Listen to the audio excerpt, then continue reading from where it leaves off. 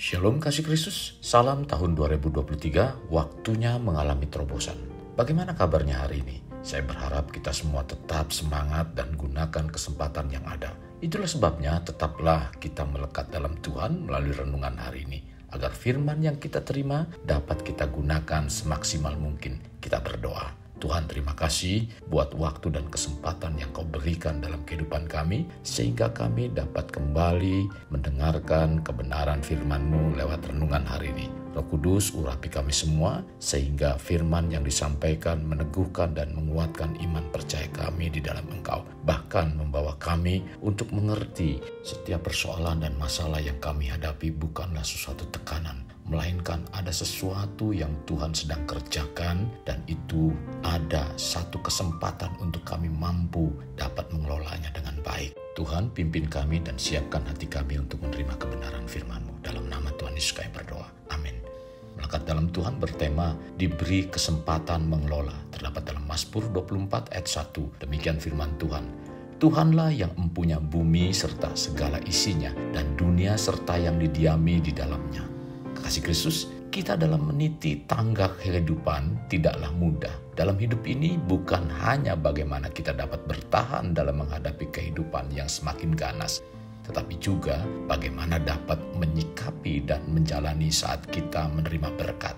Mampukah kita saat dihadapkan pada aneka tawaran kenikmatan dunia dengan berbagai porsi yang menggiurkan dan memanjakan mata?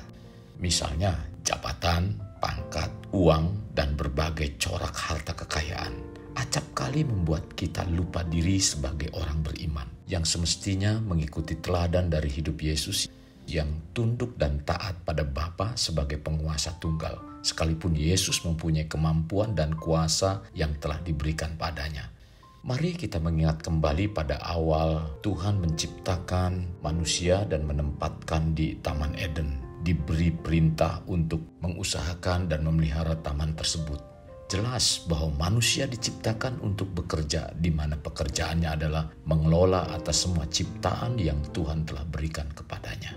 Tuhan adalah pemilik segalanya. Kita hanya yang dipercayakan sebagai pengelola yang bertindak atas nama penguasa, yaitu Tuhan.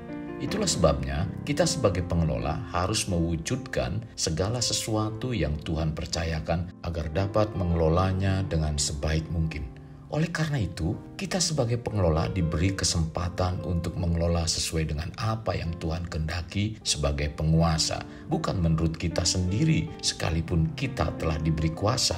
Pengelola harus memiliki sikap penundukan diri, dan itu merupakan bagian dari pelayanan si pengelola kepada Tuhan. Penundukan diri bertujuan untuk menyadarkan diri bahwa kita bukanlah pemilik yang berkuasa, karena kita hanya dipercayakan dan diberi kesempatan untuk mengelola. Kekasih Kristus, yang harus diingat oleh kita bahwa pemilik yaitu Tuhan mempunyai hak untuk mengatur kita, dan kita sebagai pelayan dipercayakan untuk mengelola, memiliki tanggung jawab untuk dapat mengelola dengan sebaik-baiknya. Perbedaan kepemilikan antara Tuhan dan manusia, Tuhan adalah pemilik yang sangat murah hati.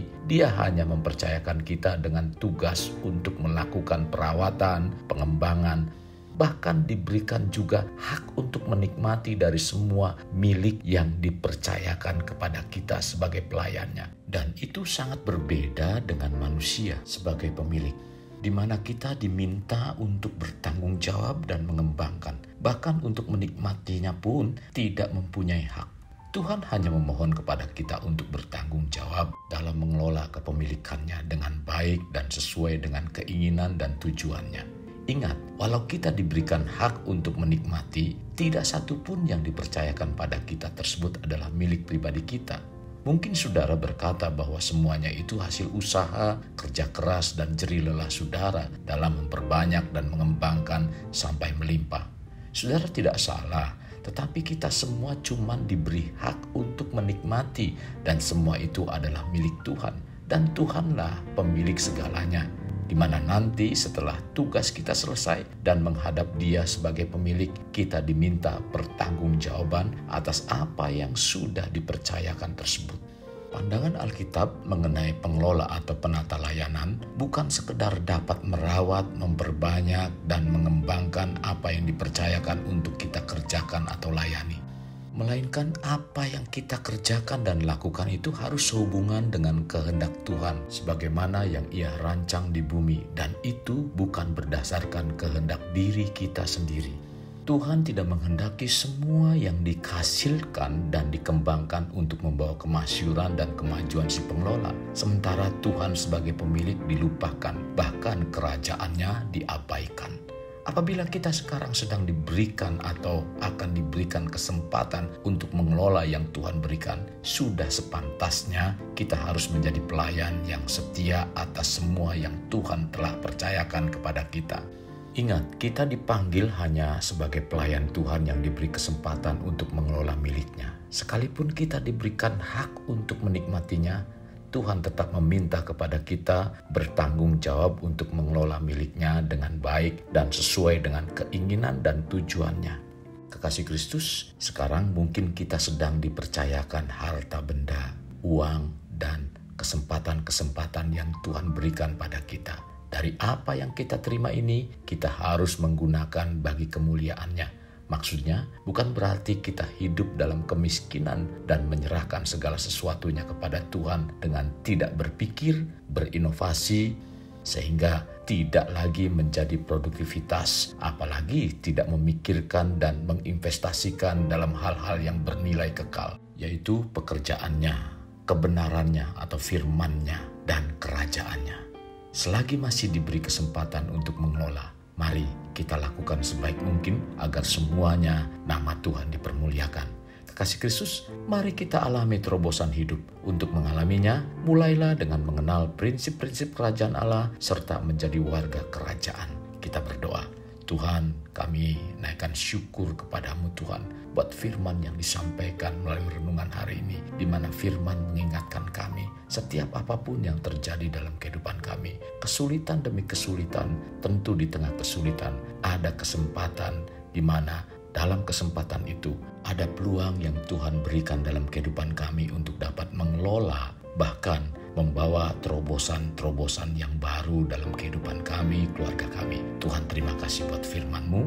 Biarlah kami terus semakin melekat di dalam Engkau, semakin menyatu dengan Engkau, sehingga kami mengerti apa yang menjadi tujuan-Mu dalam kehidupan kami pribadi maupun keluarga kami. Terima kasih Tuhan Yesus. Ini yang menjadi satu kekuatan dalam iman percaya kami, bahwa Tuhanlah yang menghidupi kami. Bapa Surgawi, hamba juga berdoa buat para anak-anak-Mu yang mendengarkan renungan hari ini. Biarlah mereka semua diberikan kemampuan untuk dapat mengelola ketika kesempatan diberikan dalam kehidupan mereka, dalam keluarga mereka, sehingga mereka mampu mengalami satu terobosan-terobosan baru dalam kehidupan mereka. Tuhan, hamba berdoa terjadilah kuasa, multiplikasi, pengembangan, dan bahkan pencurahan berkat dalam kehidupan mereka dicurahkan oleh kuasa yang dahsyat itu, yaitu Tuhan kami, Yesus Kristus. Ini yang menjadi doa hamba-Mu dan kami semua, dalam nama Tuhan Yesus kami berdoa. Amin. Kasih Kristus, mari kita akhiri dengan mengedahkan kedua tangan kita. Terimalah anugerah berkat dari Allah Bapa, kasih sayang daripada Yesus Kristus, dan persekutuan dengan Roh Kudus yang mencurahkan berkat secara rohani, berkat secara jasmani, dan berkat secara ekonomi, di mana berkat Abraham, berkat Ishak, berkat Yakub dicurahkan dan dilimpahkan dari saat sekarang sampai Maranatha tiba, dalam nama Tuhan Yesus. Amin. Sampai jumpa di renungan berikutnya. Tuhan Yesus memberkati. Jangan lupa like, share, dan subscribe.